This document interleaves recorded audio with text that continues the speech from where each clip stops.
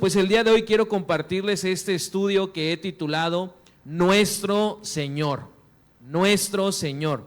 Y antes de entrar, hermanos, de lleno y desglosar algunas de las verdades o de las enseñanzas que el salmista nos da inspirado por Dios, quisiera yo solamente introducir este estudio diciéndole que tenemos en este contexto a un joven llamado David, quien está muy seguramente en la oscuridad de la noche, mientras estaba pastoreando al rebaño, a las ovejas. Muy seguramente ya llevaba rato haciéndolo porque pues era su trabajo. Y quiero que usted se imagine esta escena. El rey David en el campo, todo oscuro, la luna y las estrellas brillando, porque en ese momento no había la contaminación que hay hoy en día. Así que el resplandor tanto de la luna y las estrellas sin duda debió asombrar a este joven. Y de esa sorpresa, de ese asombro, al ver las estrellas tan brillantes y la luna cruzando los cielos, David siente el asombro por la grandeza de Dios.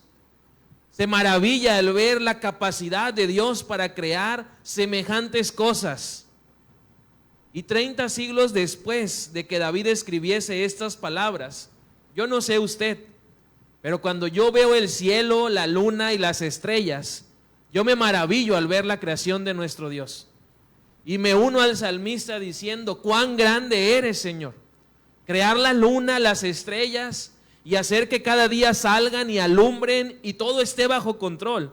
Es porque tú eres grande, es porque tú eres asombroso.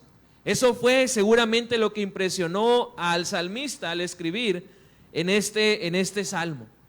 Y a través de lo que él escribe, pues nos da a conocer algunas verdades de nuestro Señor.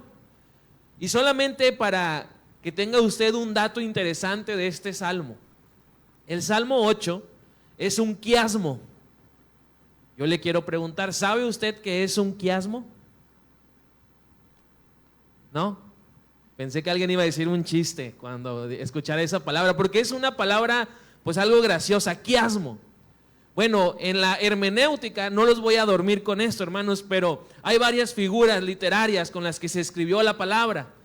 La poesía, lo apocalíptico, del futuro, de narrativo, historia, todo esto, ¿no? Y el quiasmo es algo muy interesante, porque cuando vemos en la Escritura un pasaje que comienza y que inicia de la misma manera, finaliza, de la misma manera, nos encontramos con un quiasmo. Y en este pasaje usted lo puede observar, el versículo 1 comienza con la misma frase con la que concluye el versículo 9. Y entonces haga de cuenta, a mí el maestro del seminario me explicó de esta forma y se me quedó muy grabado, que nos encontramos con un sándwich, que tanto en lo de arriba como en lo de abajo está el pan. Y después en el sándwich, ¿cuál es el orden? La mayonesa, ¿verdad? Los que les gusta la mayonesa, hay algunos que no, como mi esposa. Pero normalmente va el pan y luego va la mayonesa. Y si trae usted ganas y no tiene mucha hambre, pues le va a poner lechuga, tomate, queso. No le quiero dar hambre, ¿verdad? Pero si se quiere llegar a cenar un sándwich, ahí me manda la foto. Pero ¿qué es lo más importante del sándwich? El jamón, lo del centro. Porque eso es lo que le va a dar sabor, si no sería un pan con mayonesa solamente. Entonces, cuando encontramos en la Biblia un quiasmo, pues nos encontramos también con esa misma estructura. Va a haber un pan arriba y abajo, pero lo importante es el centro. Y en este salmo lo importante lo encontramos en el versículo 4 y 5. Lo que maravilla al salmista no solamente es la creación asombrosa que Dios hizo, sino que lo maravilla y lo asombra más es que Dios contempla al hombre, a su creación, para completar su plan divino. Y esa es la enseñanza general y central de este salmo. Pero hay otras 4 que yo le quiero compartir en esta noche. La primera enseñanza: nuestro Señor, nuestro Creador, puede responder nuestras preguntas. El salmista nos presenta la pregunta inevitable que nos hacemos todos cuando contemplamos la grandeza y la majestad de Dios. Si Dios es tan grande, entonces ¿el hombre qué es? ¿Qué es? Se pregunta el salmista a los ojos de Dios, quien pudo crear un universo. ¿Qué es el hombre? Y lo significativo, dice aquí el salmista, no es solamente qué es el hombre, sino por qué Dios se acuerda de los hombres. ¿Por qué un Dios tan grande piensa en alguien tan pequeño como tú y como yo? Esta es la pregunta que continúa pidiendo el salmista, que el Señor se la responda. Y en la actualidad usted y yo también muy seguramente nos hemos preguntado, ¿qué somos los humanos? Hay algunos filósofos, científicos que se siguen preguntando de dónde venimos. Y ellos dicen que ellos vienen del chango. Yo no me sumo a esa teoría. Yo soy creación de Dios. Si ellos quieren venir y creer que son del chango, pues allá ellos. Pero el salmista también nos hace pues ver que él se estaba preguntando cuál es nuestra finalidad, nuestro propósito por el que estamos aquí. ¿Por qué existimos en este pequeño planeta? Si hay tantos planetas en el sistema solar, ¿por qué solo en la Tierra hay gente, hay humanos? Y son preguntas que se hacen más y más cada día.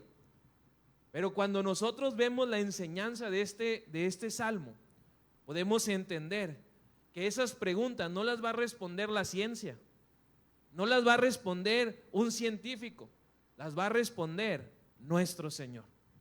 Así que si usted, hermano, hoy en día tiene preguntas, el salmista le está diciendo, ve con Dios, ve al Señor, porque Él tiene las respuestas. Esa es la primera enseñanza. Nuestro Señor puede y va a responder nuestras preguntas. Lo segundo que nos enseña este salmo, nuestro Señor puede revelarnos, darnos a conocer nuestro propósito. El salmista a continuación contesta su propia pregunta. Cuando dice, ¿qué es el hombre? Él se responde y dice, ¿qué es el hombre que lo has hecho poco menor que los ángeles? O sea, le has dado un nivel intermedio. Están los ángeles, están los hombres y las mujeres y luego está toda la demás creación. Entonces se va respondiendo él porque dice también, lo coronaste de gloria y de honra. Y con esto nos está diciendo que nuestro Señor nos revela nuestro propósito. ¿Y cuál es su propósito, hermana? Hermano, ¿cuál es su propósito y mi propósito? Tener una relación con Dios. Tener una relación con nuestro Señor. El hombre tiene una relación única con Dios. La demás parte de la creación tiene otra relación distinta, pero solamente nosotros podemos tener y debemos tener esa comunión con Dios. Los animales, las plantas, el mar, el cielo, las estrellas, yo creo que anhelarían tener esa oportunidad que usted y yo sí tenemos al ser hombres y mujeres creados a imagen y semejanza de Dios. Entonces solamente nuestro Dios puede revelarnos nuestro propósito, y eso incluye en esta expresión asombrosa que Dios también tiene un propósito particular, específico para cada uno de nosotros, porque la palabra nos dice que Dios creó al hombre para que fuese la expresión de la vida de Dios. Dios creó al hombre y a la mujer para que fueran el medio por el cual Él iba a ir a dar a conocer todo el mensaje de salvación. Entonces somos realmente gente con propósito, porque nuestro Señor nos ha creado con esa particularidad. El hombre debía de ser ese instrumento mediante el cual el Señor realizaría su obra en el mundo. Sobre los hombres estaba la responsabilidad de expresar el carácter y ser también como Dios. Pero la cuestión, hermanos, es que el pecado vino y rompió ese propósito. Pero gracias a que Cristo Jesús, Dios mismo, se hizo carne, ahora tú y yo podemos encontrar en Cristo nuestro propósito. Y esa es la segunda enseñanza que nos hace ver el salmista, que como creación de Dios, el hombre y la mujer somos cercanos al Señor. La tercera enseñanza, nuestro Señor nos ha hecho parte de su plan. El salmista, hermanos, hace una reflexión sobre la grandeza de Dios y la posición del ser humano dentro de esa creación. Y en esta reflexión se expresa la capacidad de Dios para manifestarse a través de los elementos más simples y humildes de la vida, porque empieza el salmista diciendo, de la boca de los niños y de los que maman fundaste la fortaleza. Usa lo más simple, Usa lo más débil, ¿para qué? Para demostrar su grandeza. Y es impresionante, hermanos, cuando usted y yo vemos a niños, a bebés, que empiezan a tener esa relación también con el Señor. Y que hablan con Dios, le platican a Dios, le piden al Señor. Y eso nos hace ver que nuestro Señor, como su creación, aunque somos diminutos en comparación a Él, nos está haciendo parte de su plan. Se destaca también la humildad del ser humano ante la inmensidad de la grandeza de Dios y de su universo que Él creó. Así que usted y yo somos, a través de este salmo, llevados a entender que nuestro Señor, ese Dios grande, ese Dios misericordioso, nos ha hecho parte de su plan. ¿Cuánto, hermanos, anhelarían los ángeles ser los que tienen que anunciar el mensaje? Incluso cuando usted ve en la Biblia que los ángeles fueron enviados a dar un mensaje, inmediatamente obedecieron. Y ellos, yo creo, ¿verdad? En mi opinión muy personal, esto no lo dice la Biblia, pero yo así lo creo, están listos para dar el mensaje de Cristo Jesús. Pero el Señor nos tomó cuenta a ti y a mí. Nos está tomando para hacer este plan una realidad a ti y a mí. Y es ahí donde nosotros debemos entender que nuestro Señor quiere obediencia de parte de nosotros. Espera que nos pongamos a hacer lo que debemos hacer, porque Él nos ha hecho parte de su plan. Y la última enseñanza que encuentro en este salmo: nuestro Señor nos ha hecho responsables de su creación. Fíjese cómo dice aquí, le hiciste señorear, el versículo 6, sobre las obras de tus manos, todo lo pusiste debajo de sus pies, ovejas y bueyes, todo ello, y asimismo las bestias del campo, las aves de los cielos y los peces del mar, todo cuanto pasa por los senderos del mar. Tanto confía Dios en nosotros, que nos ha hecho responsables de toda su creación. Y eso también es parte del plan que Él tiene para nosotros. Y siendo honestos, con solamente ver algunas noticias o información acerca del medio ambiente, nos damos cuenta que hemos sido irresponsables ante esta gran responsabilidad. Porque no hemos cuidado los recursos naturales, porque hemos sido orgullosos y por poder, por ambición, por dinero, los gobiernos empiezan a malcuidar todos los recursos naturales. Pero el Señor nos está contemplando y espera que usted y yo seamos responsables de su creación. El salmista subraya la importancia que Dios nos ha dado a ser responsables como seres humanos del cuidado y de la administración de la creación de nuestro Dios. Así que es importante, hermanos, que entendamos también esa verdad.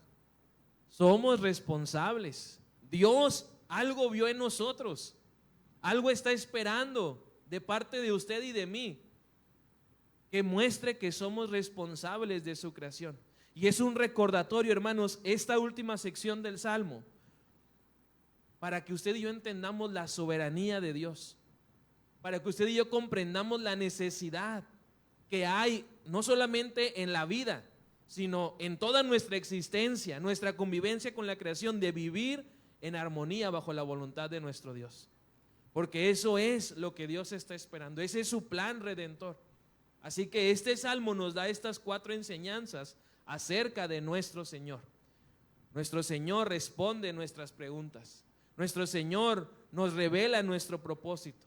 Nuestro Señor nos ha hecho parte de su plan y nuestro Señor nos ha hecho responsables de su creación. Termino diciéndole, hermano, usted puede ver el Salmo 8. Yo quisiera que usted concentre su atención en el Salmo. Y es una poesía, es una obra maestra. Son de esos salmos que cualquier poeta en la actualidad hubiera querido escribir. Porque usted nota aquí cómo nos habla de algo tan profundo con palabras tan claras. Y es un recordatorio este salmo de la grandeza de Dios y la humildad del ser humano. Porque necesitamos entender que Dios es el grande. Él es el que tiene el poder y la autoridad. Y nosotros, su creación, debemos someternos en obediencia a su voluntad. Este salmo también, hermanos, termino diciéndole esto, es una oración poderosa que nos ayuda a conectarnos con la presencia de Dios en nuestra vida. Nos ayuda a entender que somos importantes para Dios, que somos también parte de su plan, y nos recuerda nuestra responsabilidad para administrar su creación. Dios creó a los seres humanos para que estemos totalmente unidos a Él. Ese es el propósito que Él tiene con la raza humana. La pregunta que hay que hacernos entonces, después de estudiar el pasaje, ¿estamos nosotros, usted y yo, permitiendo a Dios que restaure esa unidad que había en el principio entre el hombre y Dios? ¿O estamos nosotros estorbando en el proceso de restauración, de transformación? Yo le pido a Dios, hermanos, que este salmo, el Salmo 8, nos inspire a usted y a mí a siempre buscar una conexión más profunda con nuestro Señor, con nuestro Creador, y que esa misma conexión nos lleve a vivir en armonía con la voluntad de nuestro Dios. Y si eso hacemos, entonces nos uniremos al salmista diciendo: oh Jehová, Señor nuestro, cuán grande es tu nombre en toda la tierra. Cierre sus ojos y oramos. Señor, gracias porque podemos meditar en estas enseñanzas que nos da el Salmo 8. Gracias, Padre, porque encontramos que tú tienes respuesta para esas preguntas que la humanidad nos hemos hecho desde el comienzo de la historia. Ayúdanos, Padre, a siempre buscar en ti la respuesta, a siempre buscar en ti, Señor, la solución a nuestras dudas y a nuestros cuestionamientos. Ayúdanos, Padre, también a alinearnos al propósito que tú tienes para cada uno de nosotros. Revélanos, Señor, en qué nos quieres usar, qué quieres hacer con nosotros. Y no solamente que tengamos el conocimiento del propósito, sino que obedezcamos ese propósito con nuestra vida aquí en la tierra. Ayúdanos, Señor, a entender que nos llamas a ser parte de tu plan y que debemos ser responsables, que debemos ser obedientes y compartir este mensaje que tú nos has dado. Señor, ayúdanos también a ser responsables de tu creación, a cuidar, Señor, lo que tú has hecho, a administrarlo de una manera correcta delante de ti, y de esa manera, Señor, podernos unir a la alabanza y al asombro que el salmista hace en este salmo, y que reconozcamos tu grandeza y que reconozcamos, Señor, tu soberanía sobre cada uno de nosotros. Ayúdanos, Padre, en el nombre de Cristo Jesús. Amén.